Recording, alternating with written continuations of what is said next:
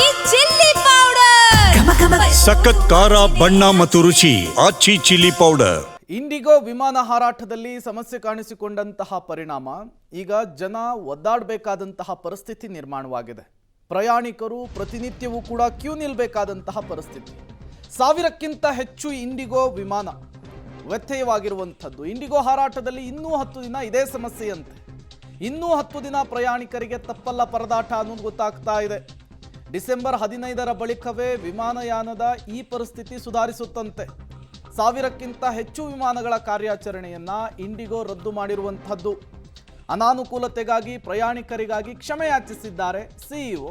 ಕ್ಷಮೆಯಾಚನೆ ಮಾಡುವುದರಿಂದ ಪ್ರಯಾಣಿಕರ ಕಷ್ಟ ಅಂತೂ ಕರಗೋದಿಲ್ಲ, ಪ್ರಯಾಣಿಕರು ಒದ್ದಾಡ್ತಾ ಇರುವಂತಹ ರೀತಿಯಂತೂ ಸರಿಯಾಗೋದಿಲ್ಲ. ಈಗ ಸಹಜವಾಗಿಯೇ ಈ ಸೂಚನೆ ಇದೆಯಲ್ಲ, ಇಂಡಿಗೋ ಕೊಟ್ಟಿರುವಂತಹ ಸೂಚನೆ, ಇದು ಪ್ರಯಾಣಿಕರ ಟೆನ್ಷನನ್ನು ಮತ್ತಷ್ಟು ಜಾಸ್ತಿ ಮಾಡ್ತಾ ಇದೆ. 10 ದಿನ ಬೇಕಾ ಈ ಸಮಸ್ಯೆಯನ್ನು ಬಗೆಹರಿಸೋದಕ್ಕೆ ಅಂಥೇಳಿ ಈಗಾಗಲೇ ಕೇಂದ್ರ ಸರ್ಕಾರ ಮಧ್ಯಪ್ರವೇಶ ಮಾಡಿದೆ. ನಿನ್ನೆ ಸಭೆಗಳ ಮೇಲೆ ಸಭೆಗಳನ್ನು ಮಾಡಿದೆ. ಏನು ಹೊಸ ನಿಯಮವನ್ನು ಜಾರಿಗೆ ತರೋದಕ್ಕೆ ಮುಂದಾಗಿತ್ತು, ಅದಕ್ಕೆ ಮತ್ತಷ್ಟು ಎಕ್ಸ್ಕ್ಯೂಸ್ ಕೊಟ್ಟಿದೆ. ಹಂಗಿದ್ದೂ ಕೂಡ 10 ದಿನಗಳ ಸಮಯಾವಕಾಶ ಯಾಕೆ ಬೇಕು ಅನ್ನೋದು ಈಗಿರುವಂತಹ ಪ್ರಶ್ನೆ. ಇಂಡಿಗೋ ಸೃಷ್ಟಿಸಿಕೊಂಡ ಬಿಕ್ಕಟ್ಟಿನಿಂದ ಸಮಸ್ಯೆ ಆದಂತಹ ಜನರಿಗೆ ಅಮೌಂಟನ್ನು ರೀಫಂಡ್ ಮಾಡ್ತೀವಿ ಅಂತ ಅವ್ರು ಹೇಳಿದ್ರು. ಬಟ್ ವಾಪಸ್ ಇನ್ನೂ ಕೂಡ ಹಣ ಸಿಗ್ತಿರ್ಲಿಲ್ಲ ಅನ್ನೋದು ಅನೇಕರ ಮಾತು. ಹೀಗಾಗಿ ಸಂಪೂರ್ಣ ಹಣವನ್ನು ವಾಪಸ್ ಕೊಡಬೇಕು ಅಂತ ಸರ್ಕಾರ ಕೂಡ ಸೂಚನೆಯನ್ನು ಕೊಟ್ಟಿದೆ. ಕಮಿಷನ್ನು ಕಡಿತ ಇಲ್ಲದೆ ಟಿಕೆಟ್ ಹಣವನ್ನು ಮರಳಿಸಬೇಕು. ಯೂಶಲಿ ಟಿಕೆಟ್ ಕ್ಯಾನ್ಸಲ್ ಆದಾಗ ಕಮಿಷನ್ ಅಮೌಂಟನ್ನು ಕಟ್ ಮಾಡ್ತಾರೆ. ಬುಕ್ ಮಾಡಿರೋದು 25,000 ಅಂದರೆ 10,000 ಬರಲ್ಲ ನಮ್ಮ ಕೈಗೆ. ಅದು ಏನೇನೋ ಫೀಸ್ ಅಂದ್ಬಿಟ್ಟು ಕಟ್ ಮಾಡ್ತಾರೆ. ಸೊ ಹಾಗೆಲ್ಲ ಕಟ್ ಮಾಡಿಬಿಡಿ, ನಿಮ್ಮದೇ ಪ್ರಾಬ್ಲಮ್ಮು, ನಿಮ್ಮ ತಲೆನೋವು, ಸೊ ಪೂರ್ತಿ ದುಡ್ಡು ಕೊಡಿ ಅಂತ ಸರ್ಕಾರ ಅಂತೂ ಇಂತೂ ಒಂದು ಸೂಚನೆಯನ್ನು ಅಟ್ಲೀಸ್ಟ್ ಕೊಟ್ಟಿದೆ. ಇದು ಯಾವಾಗ ರೀಫಂಡ್ ಆಗುತ್ತೆ, ರೀಫಂಡ್ ಆದಮೇಲೆ ಗ್ಯಾರಂಟಿ. ಆದರೆ ಒಂದು ಪ್ರೀ ಪ್ಲ್ಯಾಂಡ್ ಕಾನ್ಸ್ಪಿರಸಿಗೆ ಭಾರತದ ನಾಗರಿಕರು ಬಲಿಯಾಗಿದ್ದು ಮಾತ್ರ ಅತ್ಯಂತ ದುರ್ದೈವದ ವಿಚಾರ. ನಿಜವಾಗ್ಲೂ ಭಾರತದ ಸಿವಿಲ್ ಏವಿಯೇಷನ್ ಇಂಡಸ್ಟ್ರಿ ಇಷ್ಟು ದೊಡ್ಡ ಆಪತ್ಕಾಲಕ್ಕೆ ಸಜ್ಜಾಗಿದೆಯಾ ಅನ್ನೋ ಪ್ರಶ್ನೆ ಕೂಡ ಇದೆ.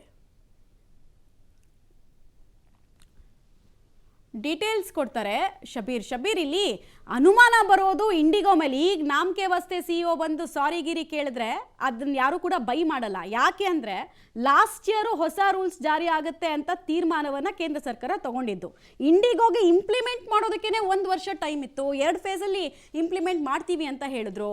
ಡಿಸೆಂಬರು ಪೀಕ್ ಸೀಸನ್ ಟೈಮ್ ಅನ್ನೋದು ಗೊತ್ತು. 5 ದಿನದ ಹಿಂದೆ ಎಲ್ಲ ಸರಿಯಾಗಿದ್ದು, ಈಗ ಸಡನ್ ಪ್ರಾಬ್ಲಮ್ಮು. ಇದನ್ನೆಲ್ಲ ನೋಡಿದ್ರೆ ಇದೊಂದು ಪ್ರೀ ಪ್ಲಾನ್ಡ್ ಕಾನ್ಸ್ಪಿರಸಿ ಅಂತ ಕಾಣಿಸ್ತಾ ಇದೆ. ಬ್ಲ್ಯಾಕ್ ಮೇಲಿಂಗ್ ತಂತ್ರದಲ್ಲಿ ಅವ್ರು ಗೆದ್ದಿದ್ದಾರೆ ಅನ್ನೋದು ಕಾಣಿಸ್ತಾ ಇದೆ. ಶಬೀರ್,